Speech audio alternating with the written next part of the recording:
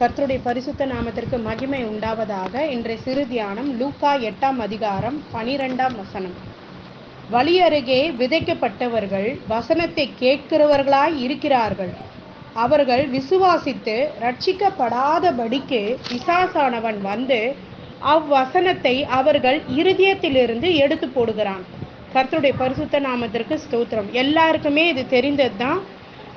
வழி அருகே விதைக்கப்படுகிறது, கற்பாறையிலே விதைக்கப்படுகிறது, அதே போலவே முள்ளுகளுக்குள்ளே விதைக்கப்படுகிறது, நல்ல நிலத்தில் விதைக்கப்படுகிறது. இப்போ நம்ம பார்க்கறது வந்து வழி அருகே விதைக்கப்படுகிறது. இதில் என்ன சொல்லியிருக்குன்னா, வழி அருகே விதைக்கிறவங்க என்ன பண்ணுறாங்க, ஆண்டவருடைய வார்த்தைகள்லாம் கேட்டு விசுவாசிக்கிறாங்க. ஆனால் என்ன பண்ண மாட்டாங்க, ரட்சிக்கப்பட மாட்டாங்க. இதற்கு உதாரணமாக ஒரு கதை மாதிரி ஒரு சின்ன ஒரு இன்சிடெண்ட் இது. எப்படின்னா, ஒரு ஊழியக்கார் வந்து ஆண்டோட சமூகத்தில் ஒவ்வொரு நாளும் ஆண்டவர் ஏசப்பா நீங்கள் வந்து பேசணும் அப்படின்னு சொல்லி ஒவ்வொரு நாளும் அவர் வீட்டில் என்ன பண்ணுவாராம், ஒரு சேர் ஒன்று வச்சுருப்பார். 2 சேர், ஒரு சேரில் இவர் உட்காரார், ஒரு சேர் வந்து தூரமாக வைப்பார். வச்சுட்டு ஏசப்பா நீங்கள் வந்தீங்கன்னா இந்த சேரில் தான் நீங்கள் உட்காந்து என்ன பண்ணணும், நீங்கள் என்கிட்ட பேசணும் அப்படின்னு சொல்லி அதை மாதிரி ஒவ்வொரு நாளும் சொல்லி ஜெபம் பண்ணுவாராம். அப்போ ஒரு நாள் ஆண்டவர் வந்து அவர் உள்ளத்தில் பேசுவார், நாளைக்கு வந்து முக்கியமான விஷயம், உன்னுடைய ஊழியத்தை குறித்து நான் என்ன பண்ண போகிறேன், பேச போகிறேன் அப்படி.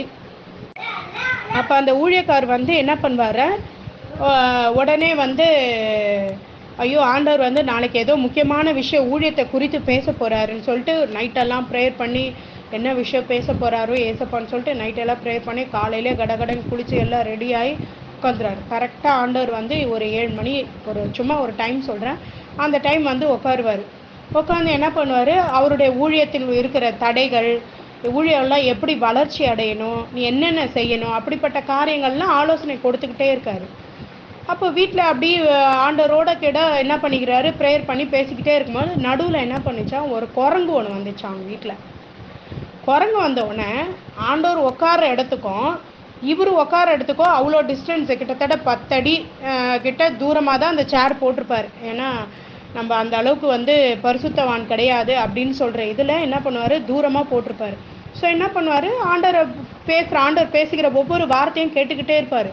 ஆனால் இந்த குரங்கு வந்து என்ன பண்ணிச்சா, கத்திக்கிட்டே இருந்துதான், கொய்யான் கொய்யான் கொய்யான் கொய்யான் கத்திக்கிட்டே இருந்துதான். உடனே இவருக்கு என்னடா இது சத்தம் போடுறத பார்த்துட்டு என்ன பண்ண முடியல, ஆண்டவர் பேசுறது சரியாக கான்சன்ட்ரேஷன் பண்ண முடியல. ஆனாலும் எவ்வளோ சமாளிக்கிறாரு.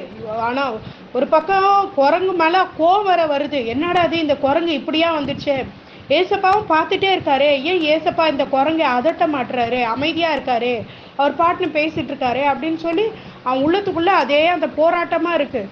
ரொம்ப கஷ்டமாக இருந்தது, டிஸ்டர்பன்ஸாக இருந்ததுதான். ஒரே என்னடா இப்படி ஒரு டிஸ்டர்பன்ஸாக இருக்கு அப்படி இப்படின்னு சொல்லி ஒரே போராட்டம் அவனுக்குள்ளே இருதயத்தில் இருந்துக்கிட்டே இருந்தான்.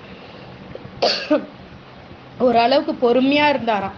அதுக்கப்புறம் என்ன ஆச்சு, முடியாமல் உடனே அந்த குரங்கை பார்த்து, இந்த ஆண்டவருடைய வார்த்தையை கேட்க கூடாதபடி என்னை தடை பண்ணுறிய சொல்லிட்டு இயேசுவின் நாமத்தில் இங்கேருந்து போவாயாக அப்படின்னு சொல்லி அவர் ஜெபம் பண்ணாராம். உடனே என்ன ஆச்சா, அந்த குரங்கு ஓடியே போயிடுச்சான். அப்போ இவர் கேட்குறாரு, ஏசப்பா இவ்வளோ நேரம் இந்த குரங்கு வந்து இவ்வளோ அமக்கலம் பண்ணுது, நீங்கள் ஏன் அதை திறத்தலை, நீங்கள் ஏன் அதை விரட்டலை, இதனால என்ன ஆச்சு, எனக்கு ரொம்ப கஷ்டமாயிது, உங்களுடைய வார்த்தையை நான் சரியாகவே கவனிக்க முடியல அப்படின்னு சொல்லி. அப்போ ஆண்டவர் சொன்னாராம், நான் தான் உனக்கு அதிகாரத்தை கொடுத்துருக்கேனே, வியாதிச்சவர்களை சுத்தமாக்கும்படி, குஷ்டரோகிகளை சுத்தம் பண்ணும்படி, சத்ருவனுடைய சகல வல்லமையை மேற்கொள்ளும்படி என்ன பண்ணியிருக்கேன், நான் உனக்கு அதிகாரத்தை கொடுத்துருக்கேன், அவைகள் ஒன்று உன்னை சேதப்படுத்த மாட்டாதுன்னு சொல்லி உனக்கு தான் கொடுத்துருக்கனே, அதிகாரத்தை கொடுத்துருக்குறனே. அப்போ நான் உனக்கு இலவசமாக கொடுத்துருக்க அந்த அதிகாரத்தை வச்சு நீ என்ன பண்ண, நீ ஜபம் பண்ணி இதோ இப்போ திறத்துன, ஆனாலும் போயிடுச்சு. நீ அப்போவே நீ திறத்திருந்தீன்னா என்ன பண்ணியிருக்கலாம், அது அப்போவே ஓடி இருக்கும் அப்படின்ற மாதிரி பேசினார். அப்போ தான் உணர்ந்த வசனம். அப்போது இதுலேருந்து என்னன்னா, நம்ம என்ன புரிஞ்சுக்கிறோன்னா, வசனத்தை கேட்கறது மாத்திரம் இல்லை, விசுவாசித்து அதன்படி செயலில் நடக்கணும். நமக்கு இந்த மாதிரி வசனங்கள் வாக்கு தத்தத்தை கொடுத்துருக்காரே, ஏதோ நம்ம காதுல கேட்டதோட சரி, இல்லை வசனத்தை படிச்சதோட சரி, இல்லை ஊழியக்கார் வந்து பேசுகிற நமக்கு வாக்கு தத்த வசனங்கள் சொல்றதோட சரி, ஏதோ கேட்டோம் அந்த நேரத்துக்கு எப்பா கர்த்தர் என்னோட பேசினாரு அப்படின்னு சொல்லி இல்லாதபடி, அதுதான் வழி அருகே விதைக்கப்பட்ட விதையானது என்ன பண்ணும், எல்லா பறவை வந்து கொத்திட்டு போயிடும். அப்ப அந்த என்ன ஆயிடும், அந்த இடத்துல விதை இருக்காது. விதை இல்லாதனால என்ன என்ன என்ன ஆகும், அந்த நிலத்துல ஒண்ணுமே இருக்காது.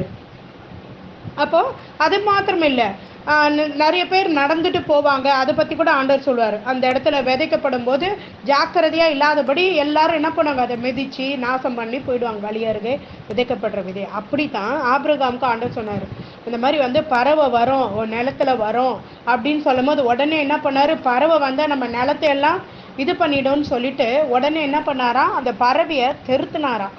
அப்போ நம்ம விதையை காக்குறதோடி இப்போ இது எது சொல்கிறேன்னா, அந்த பறவை வந்து அது வாயிலிருந்து என்ன பண்ணும், அந்த அந்த ஒரு எச்சி உமிழ் அதுலேருந்து போட்டு, ஃபார் எக்ஸாம்பிள் ஒரு கிணறு இருக்குன்னு வச்சுக்கோங்களேன், அந்த கிணத்தை சுற்றி அந்த கிணத்தை அடைக்காமல் இந்த பறவைகள்லாம் வந்து அதில் போய் எந்த ஒரு அசிங்கத்தையும் பண்ணக்கூடாதுன்னு சொல்லி என்ன பண்ணணும், அந்த கிணறை சுற்றி வேலி அடைச்சி அது மேலே எல்லாத்தையும் மூடி போட்டு போட்டிருக்கணும். அதுக்கு பதிலாக இந்த காகங்கள்லாம் வந்துச்சே, இந்த பறவைங்கள்லாம் வந்து ஒரே என்ன பண்ணுறது, அசிங்கத்தை பண்ணி போட்டு அந்த கிணத்து தண்ணியே ஒருமா அசுத்தமாக்கிடுச்சுன்னு சொல்லி அது மேலே கூப்பிட. நம்ம தான் அந்த வசனங்களை கேட்டு பிசாசான நம்ம உலகத்தில் வாழ்கிற நம்ம எந்த உலகத்தில் வாழ்கிறோம், பரிசுத்தமான உலகத்தில் வாழ்கிறோம் இல்லை, அசுத்தமான உலகத்தில். ஒரு பக்கம் ஈச்சை, ஒரு பக்கம் கொலை, ஒரு பக்கம் சண்டை பிரச்சனை, ஒரே பாவம் நிறைந்த உலகத்தில் வாழ்ந்துருக்கோம். ஆனால் ஆண்டவர் என்ன சொல், உனக்கு தான் நான் சகல அதிகாரத்தை கொடுத்துருக்கேனே, அந்த வசனத்தை நம்ம என்ன பண்ணணுமா, வச்சு ஜெபிக்கணுமா. அந்த வசனத்தை கேட்கிறதோடு இல்லாதபடி அந்த வசனத்தை விசுவாசிக்கணும். விசுவாசத்தை அதன்படி என்ன பண்ணணுமா, நம்ம நடக்கணும்.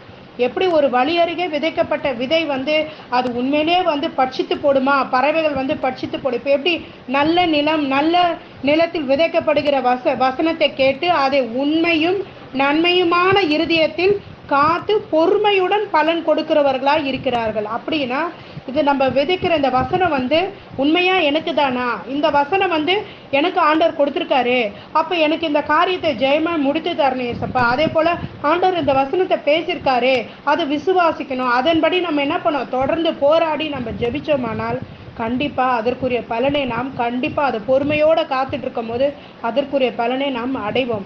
ஸோ வழியருகே விதைக்கப்படுகிற அந்த வசனங்களைப் போல இல்லாமல் நல்ல நிலத்தில் விதைக்க போகிற வசனங்களை போல் நம்மளுடைய இருதயம் வந்து எப்படி இருக்கணுமா, நல்ல நிலமாக நம்ம கேட்கிற ஒவ்வொரு வசனங்களை கேட்டு விசுவாசித்து அதன்படி நடக்க வேண்டும். அதுதான் அந்த கதையின் மூலமா என்னன்னா, உனக்கு எல்லா அதிகாரத்தையும் நான் கொடுத்துட்டேன், படிக்கிற கொள்ற ஜெபிக்கிற, ஆனால் அதை விசுவாசிக்க மாட்டியே, அப்போ உனக்கு அதிகாரத்தை கொடு. நீ அப்போவே அந்த குரங்கு வரும்போதே அப்பாலே போ சாத்தானே, அப்பாலே போ குரங்குன்னு சொல்லி நீ இது பண்ணியிருந்தீன்னா அது அப்போவே போயிருக்கோம்.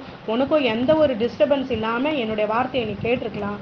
ஆனால் நீ என்ன பண்ண, இப்படி டிஸ்டர்பன்ஸாக இருக்கேன்னு சொல்லி உள்ளுக்குள்ளே புலம்பி தள்ளித்தான் இருந்த தவிர நீ என்ன பண்ணல, அந்த வார்த்தையை சொல்லி ஆண்டருடைய வசனத்தை என்ன பண்ணல, நீ யூஸ் பண்ணாமல் நீ வெறுமையாக வச்சுருந்த அப்படின்னு சொல்லி அந்த கதையின் மூலமா நமக்கு ஆண்டவர் வந்து வசனத்தின் மூலமா நம்ம விளக்குகிறார். கர்த்தருடைய பரிசுத்த நாமத்திற்கு மகிமை உண்டாவதாக. ஆமென்.